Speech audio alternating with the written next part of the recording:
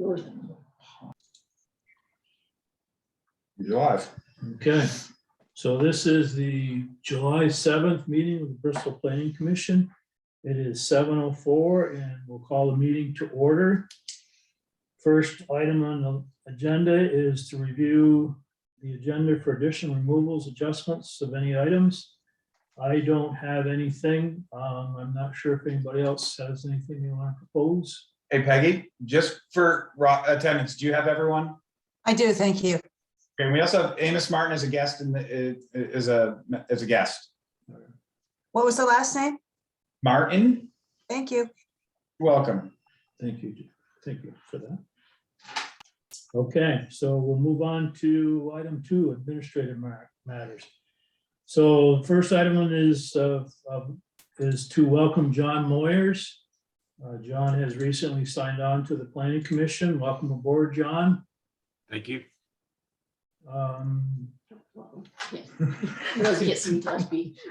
Next item is approval of minutes. There was some late discussion, or there was a late issue, potential issue that we may not have complete minutes. And I think They mentioned Lloyd Dyke, who obviously wasn't there at the May meeting because they'd already left. so the header's correct, May 3rd. From what I can see, you go down and underneath 2C is, Hang on, I'm gonna share these real quick. Sorry.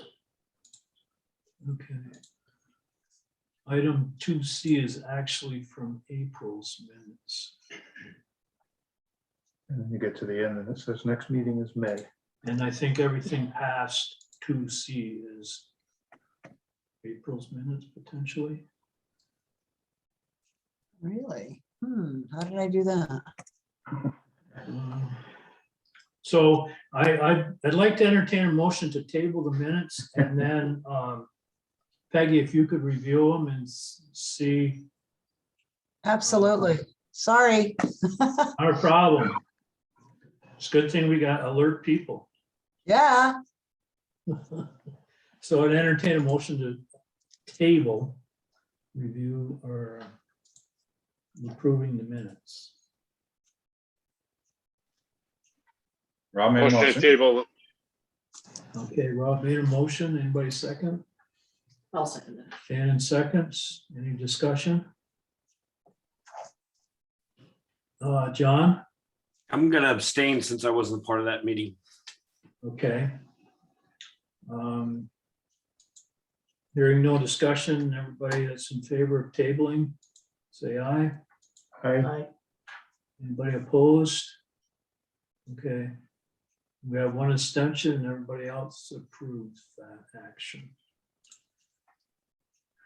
The next item is zoning administrator report. You got any news for us? Nothing super duper going on right now. It's pretty, I mean, busy, but nothing crazy. No major subdivisions or anything going on at the moment. Okay. Anybody have questions for Chris? Okay. Move on to the next item. The next item is ARPA Funding Advisory Committee. Do you want to address that, Rob, or do you want to just roll that into the agenda item? Probably should have adjusted that agenda item to roll into the full presentation further down. Yep, okay, then I'm fine with that. Item E, miscellaneous correspondence. I think the only thing is the VPAC committee minute meetings, which were attached. It's been a quiet month for that type of activity. And then we'll move on to the next item, discussion of open seats. We have 2 open seats. One's a year slot and one is a 3-year slot. There is an individual that has stated interest and intent to fill the 1-year slot. Actually, there's another individual that, based on some personal changes they're considering, may be interested in the 3-year slot. So we do have some interest in those positions. Any discussion about that? Comments? one of the few towns that actually have a full board, and actually people are potentially a full board. Is that right? It's a, Most of them are short. Oh yeah, most towns are short on just about every board. it's a full-time job. Okay, that takes care of administrative matters. Let's go down to item 3, continuing business.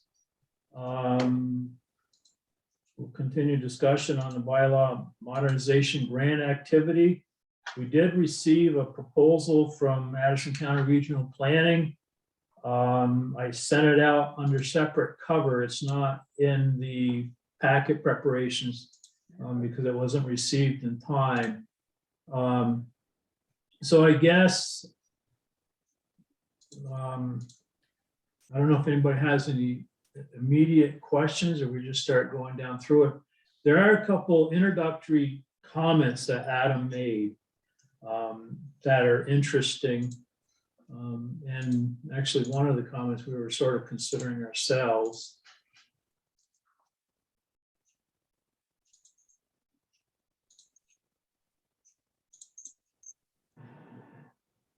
So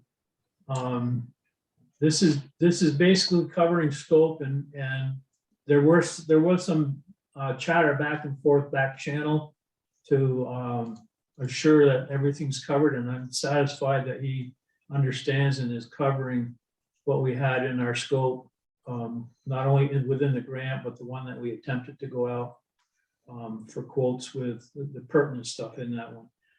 He talks in there a little bit, I think it's the second paragraph, a little bit about a couple activities that he felt important to highlight. Is one is we recently adopted development regs. So he had an interest in seeing what we had there. And we've sort of talked a little bit about if we're going to end up making zoning changes and going to present zoning changes to the town for a vote, that we should consider a little bit wider swath than just what the bylaw grant, excuse me, covers.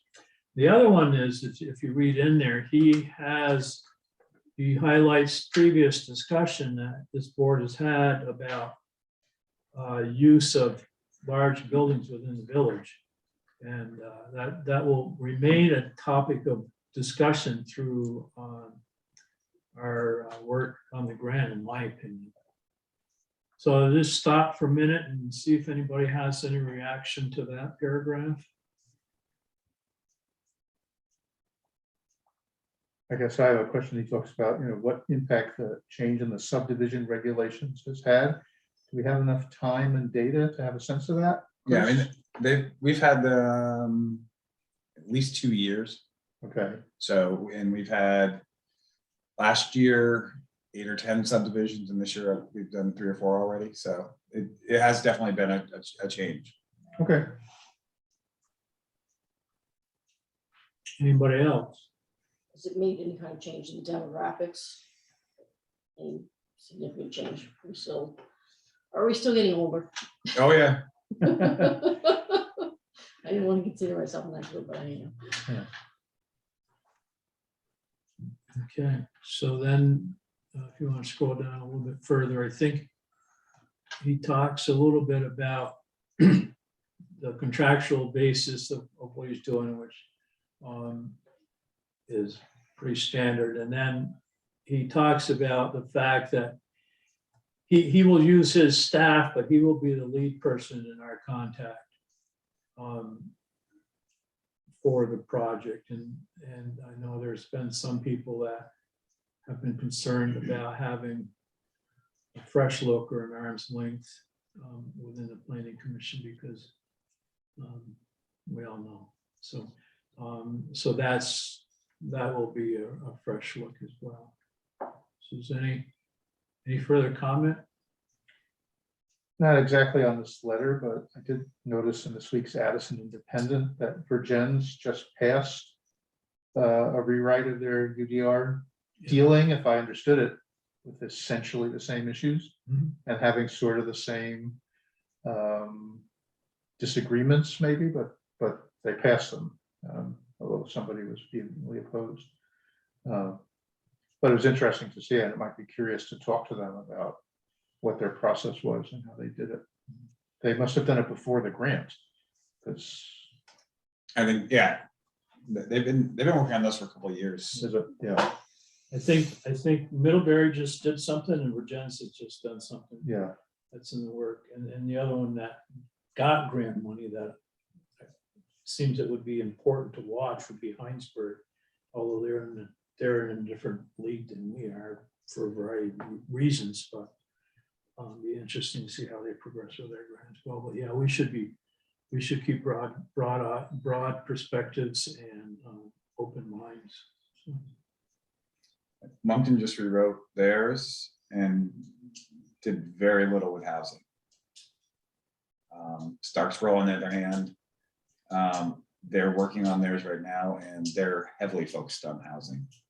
I think the Virgins was also heavily focused on housing, if I understood from the article. And part of the driver or the biggest driver for Starksboro is the fact that their elementary school is on the chopping block. And has caused a panic in their town and has forced them to realize that 25 years of anti-growth sentiment has caused them to become a bedroom drive-through town. They've lost just about every business. There's nothing, and now they're in panic mode. They know that this won't fix the school issue, but at least it will allow them to look at their community for growth. So sometimes you need that really big issue to be the eye opener. Luckily here, you all saw it ahead of time. We need to try to figure out how to fix this.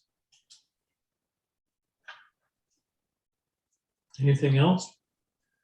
So I think I'm not sure we need to entertain a motion for this. This is pretty much our only choice. We've narrowed, we've gone out a few different ways to get pricing. And the grant people are understanding and want us to document the process, but they are okay with the fact that we will be single sourcing with a regional planning.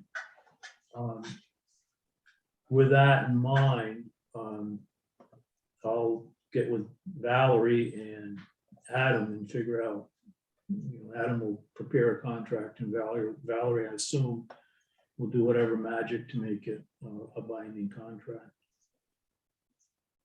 Is that thumbs up, thumbs down? Yeah, Okay, I suppose we don't have to vote till we actually have a contract in hand, right? well, we could bring that back to the board if that's the desire. Yeah, probably should do that. On to the next item underneath 3 is interim activities to organize. There was some discussion in our last meeting and about observations from the zoning administrator and select board. You jump past your, oh, well, never mind, my bad. So, I yeah, thought we that was the ARPA one, my bad. Keep my mouth shut. So I'm not sure. We have that open. I don't know if we've got any activity. And then there's always other perspectives. For instance, the Virgins, regs, those types of things. Anybody got any burning issues with? It's pretty loose at the moment, but it's okay.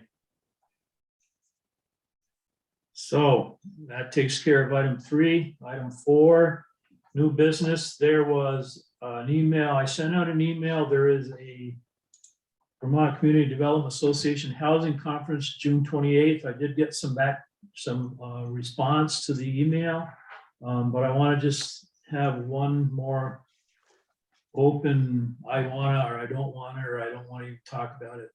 So I plan on going, and if that's adequate to get my biased perspective as to what conference is about, I'm certainly happy with that. And if anybody else wants to go, we just need to tell Valerie the head count. I will not be in town. I'd really like to go. I have a conflict, but I've actually been trying to work it out so I could go. So I haven't worked that out yet, but I'm hoping that by the 28th, I might be able to attend. I don't know. Should I go ahead and register, I suppose? There is a cost. The town will foot that cost. So you know, should be pretty sure if you're gonna do it or not, I would say. Yeah, let me Um, check and see if I can get out. I have an obligation that full day, but I might be able to move it. So let me Yeah. see. Can you do that this week and then we can let Valerie know so that we can get, um, they call it tickets, but I mean, get passes or tickets or whatever. And if you want to just email back to me, that would be fine. All right, thanks. Can you do it either way, actually? Yes, I can confirm either way. Okay, thank you. Yeah, I'd like to go, but I don't know if I can do it that day, so I have to check that. So again, with along with that. Yeah, I'll let you know. Finalize this week and then Sure. we'll let Valerie know who's going to attend. And anything else, anybody else on that one? Okay, so then the other new business is discussion. The ARPA committee requested to do a presentation, and Rob, as our representative, is very graciously going to do that presentation. All right, Chris, do you have that slide to the PowerPoint, or can you give me? I just gave you major co-host. Perfect. Now bear with me. Oh, I'm sorry, can we back up just a bit, Rob? Yep, So the planning commission obviously operates underneath the town plan and is chock full of aspirational goals and policies. And then there's some tactical implementation tasks for each section. And I consolidated just those action items and they were distributed as part of the agenda. And it ended up being 12 pages. So it's not just one or two. And my intent was, as this board considers ARPA money, we should all be considering our town plan. And that doesn't need to be absolute binding, but nonetheless, that was the whole intent on sending out 12 pages of verbiage. So having said that, I'm sorry, Rob, go ahead. no, that's fine. Let me see.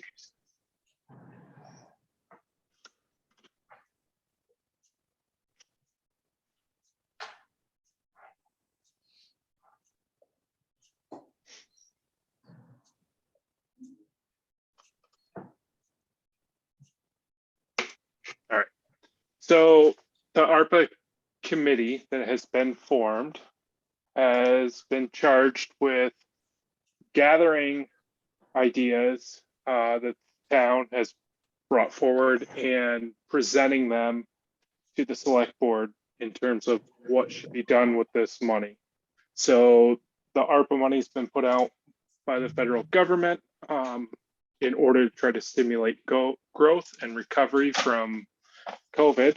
And Bristol has received 1.1 million in funds to mitigate negative economic impacts of COVID, or there's other criteria that may not seem directly related to COVID, such as infrastructure improvements and things like that. So it's more broad than just directly COVID related once you start digging into what sort of things qualify for fund use with this. And so the committee is trying to get ideas. First task that we tackled was focus groups. So there were 4 that were done with municipal groups, one with business groups, one with education and youth focus groups, and one with nonprofits. And so those were all completed last month with some good results, I think. And now we're trying to figure out ways to gather ideas from other sections of the public and how to then put that all together and go through it eventually. So one of the things that we've been asking is for people to start, when we went through these focus groups, with, you know, what they think about when they think about Bristol. And to try to spark that. I'm not going to go through the full thing, just to be honest with you guys, but I do want to hear thoughts on what the challenges of Bristol are in relation to this from your perspectives.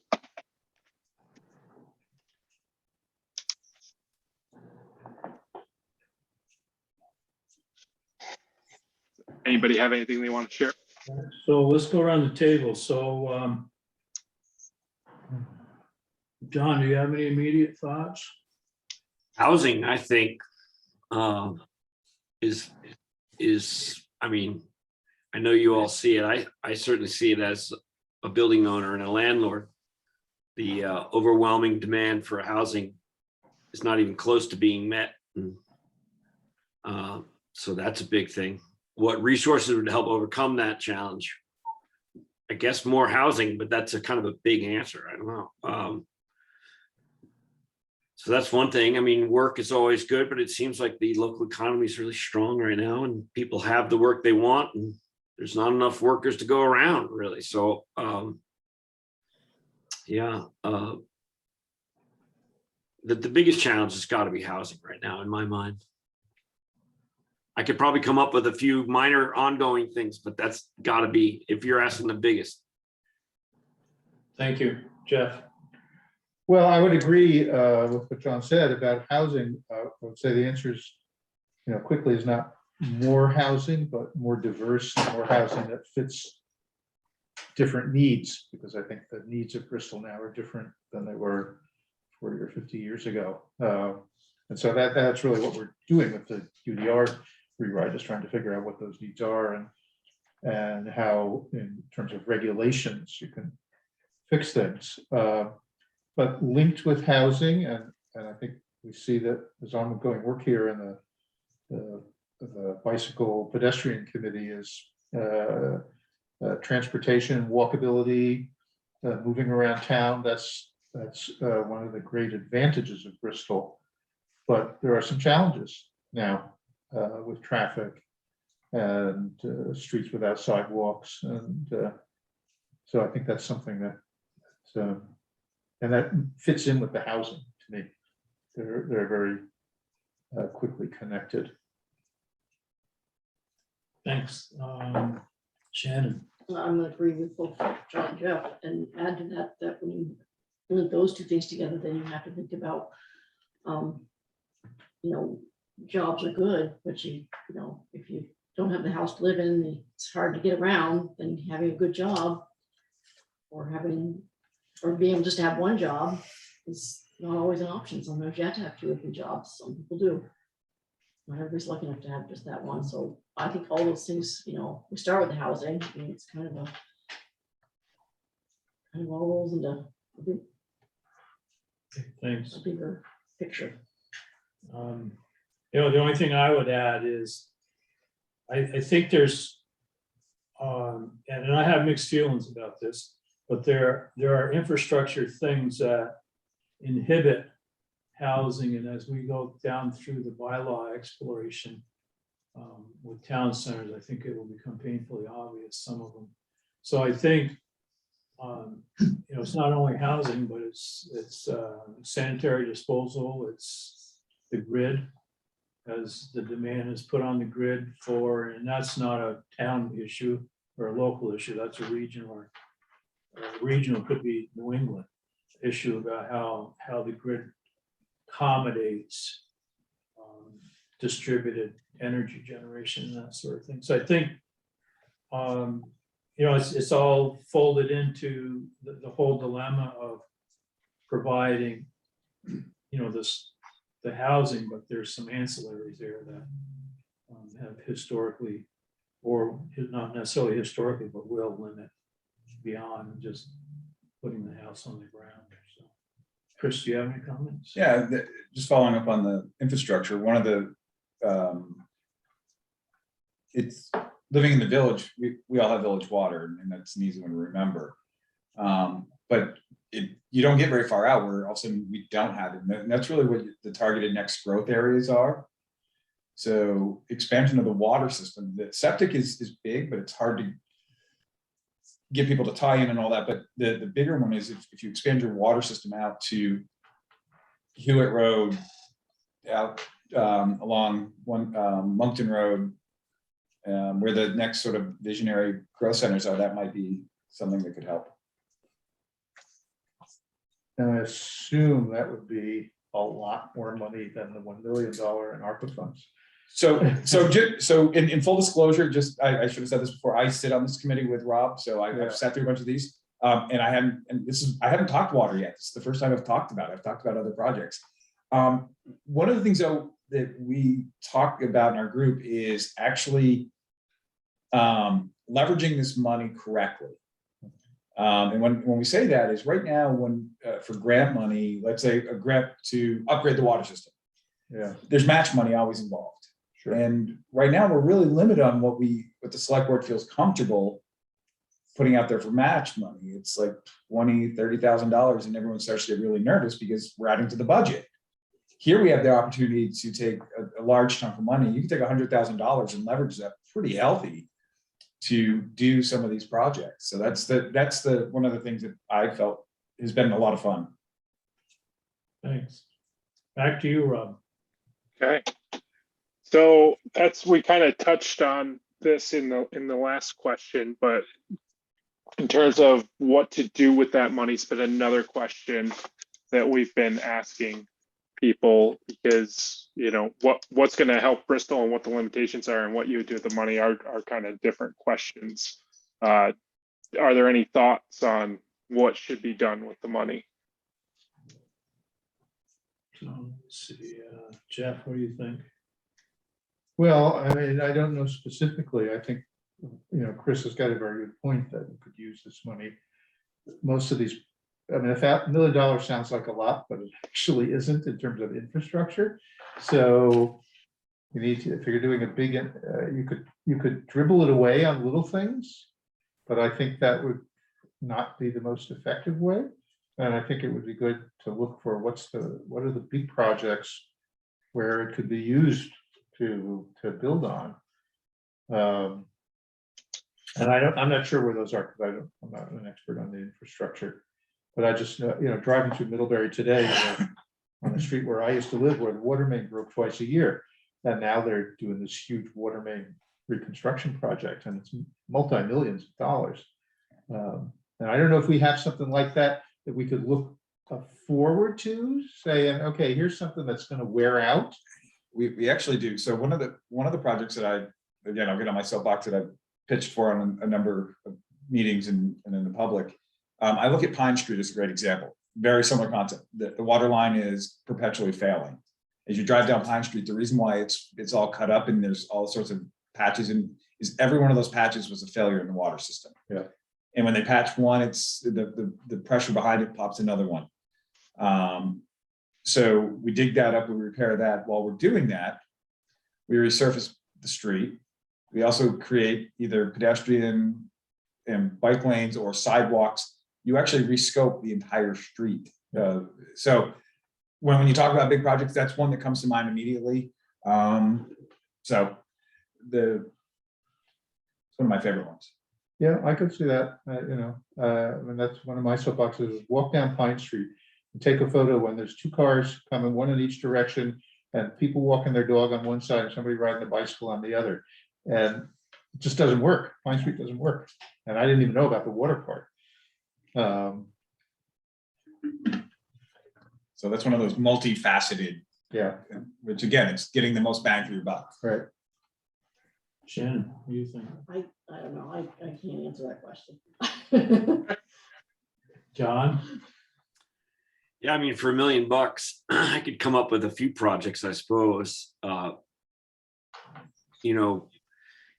think we have a shovel-ready project for the downtown septic sewer system.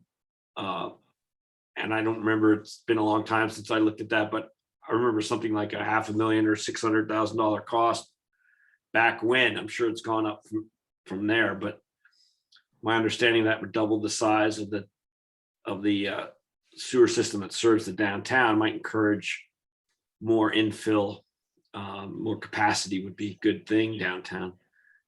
If we want growth there, business growth. I think a number of businesses over the years have not settled downtown or because they don't have the sewer capacity to, we don't have the sewer capacity to take it on. So that if $1 million would double the septic capacity downtown, that might be a good expenditure. Another category for me would be, I think there's a lot of money that comes to Bristol now for recreation and that sort of thing, people coming into town as well as the people living here enjoying what we have here. And so I always think about trails and ways of people moving around outside of traffic, basically trails, bike lanes, that kind of thing that I know in other communities are important drivers of tourism as well as being, beneficial to the people who live there.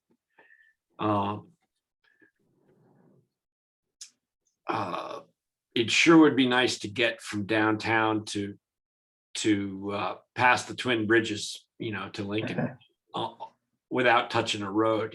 That would, for pedestrians and bikers, that would be quite an interesting thing. But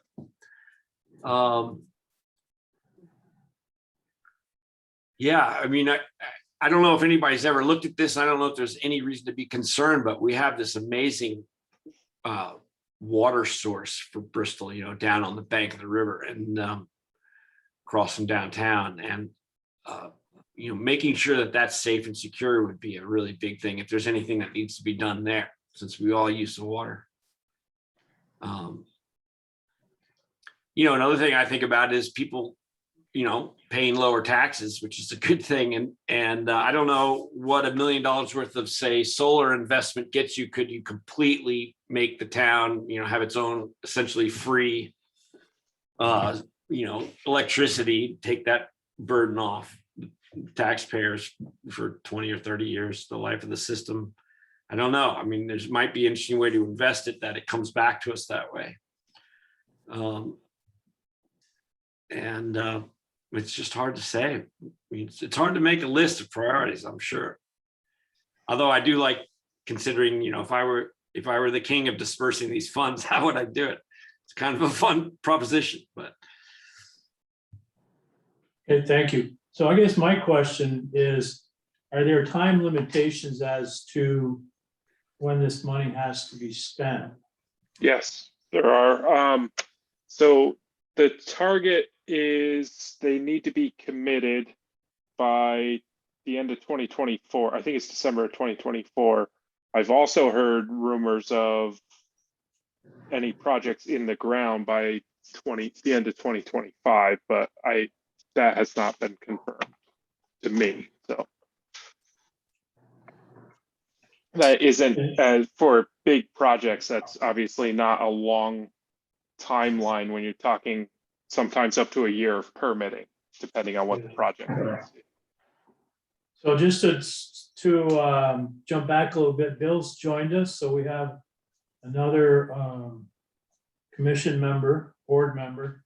Bill, we're in the middle of Rob's presentation. He's presenting as a delegate to the ARPA committee and picking our brains as to how we'd spend all that ARPA money.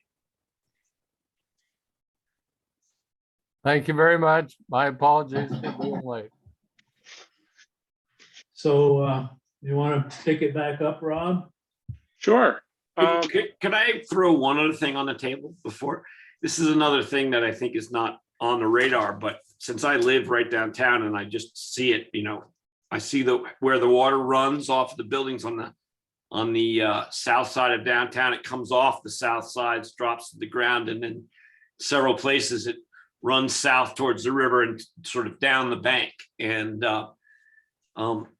that, with the increase of global warming coming and all that, and the bigger, badder rainstorms, bigger dumps of water more frequently, it's become worrisome to me just as a resident. There's a self-interest here, but I see the threat to the bank that is sort of the south edge of downtown, because the water off all the buildings is not really handled properly at all. There's really no way. It's being overwhelmed. Whatever systems are there are kind of failing, and And I just worry about that when I see what was done so well on behind the other side of Main Street in that huge parking lot.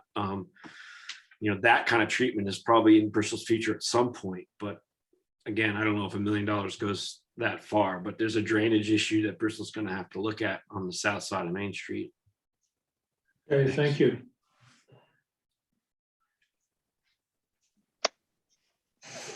So as we were working through our focus groups, obviously they were targeted, like I talked about with those 4 groups. We were trying to pick everyone's brain if there was anyone else targeted audiences that we should be looking at. Just trying to get as broad of a spectrum of input as we could with this. So I don't know if anybody has any ideas. Like I said, we had talked to a municipal group of employees and also the youth and education-based group and a nonprofit group, as well as some of the businesses in town.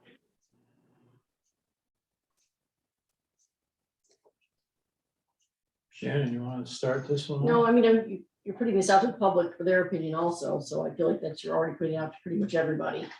Yep. That's the goal. Yeah.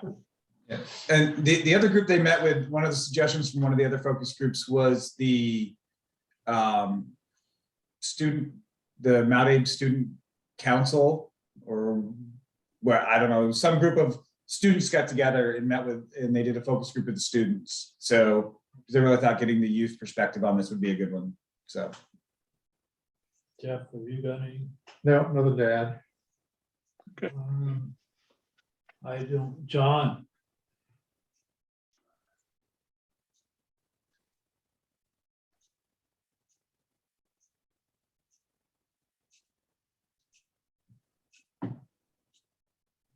Sorry, did you call me? Yes. I missed what that was. Well, the question is there anyone else in the Oh. community you are thinking should reach out for ideas about our Oh, community? well, it does seem like you've put a pretty broad net out there and invited people in pretty well. So I can't think of one. And Bill?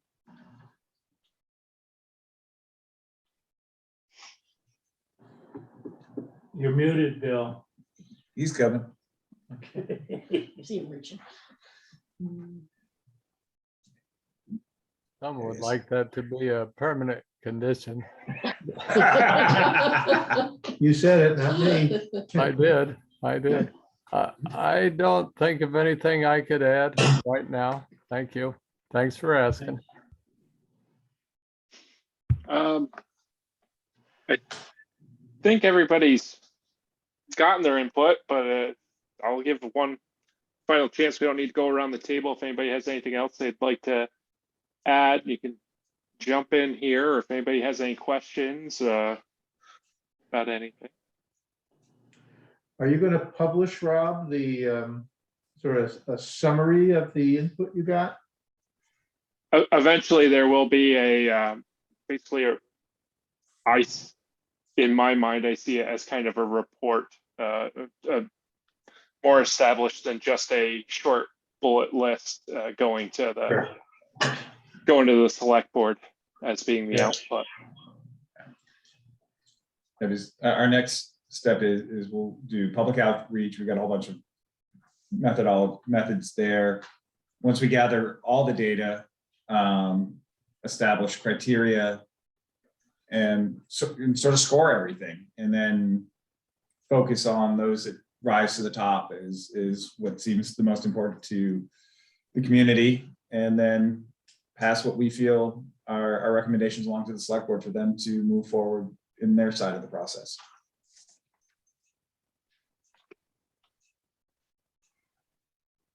It's a lot of work for $1 million. Yeah. I mean, $1 million is nothing to sneeze at, but I'm impressed with the amount of work that's gone into it. Hopefully everybody is happy with or at least the largest majority possible is happy with the use of it in the end.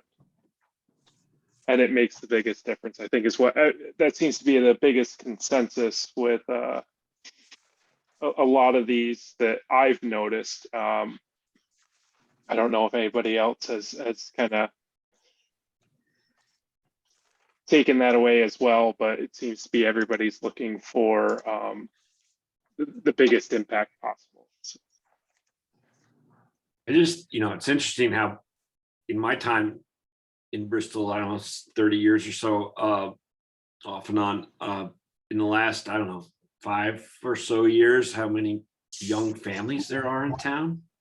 Lots of little kids around the village and elsewhere, and I love seeing that. I mean, to me, that looks great. And I'm going to be really curious to see what results you guys come up with and how those might be. I mean, I think we have a great kid community going here, and that's like, feels like the future to me. And it'll be great to see what you guys come up with. I can't wait. Anything else for Rob? Well, thanks, Rob. If it's, got any closing comments or? no, well, it seems, housing that everybody seemed to hit on has been one of the top suggestions, or everybody across the board has kind of identified that so far as being one of the biggest challenges in Bristol. The other ones that seem to come up quite a bit are childcare and things of that nature, which kind of correlate with housing and the aging population with what's available for young families.